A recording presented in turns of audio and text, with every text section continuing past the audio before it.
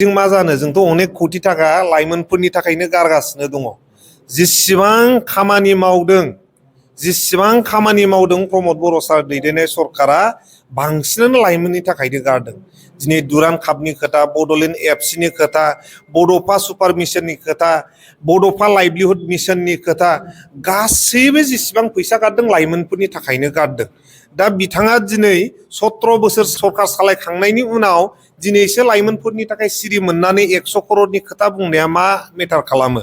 दिनैसो 100 करोड़ गारनो नागिरबाय लाइमोनफोरनि थाखाय। 17 बोसोराव 1 थाखा मानो गारदिया लाइमोनफोरनि थाखाय?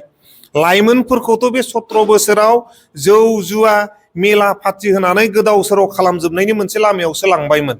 जोंनि प्रमद बर' सार दैदेननाय सरकारा बे लाइमोनफोरखौ लामा आन्दायनाय लाइमोनफोरखौ ज' खालामनानै मोनसे मोजां लामाजों लांनो थाखाय फैसा गारबोदों। दा बियो मोजां बाथ्रा नंगौना नङा?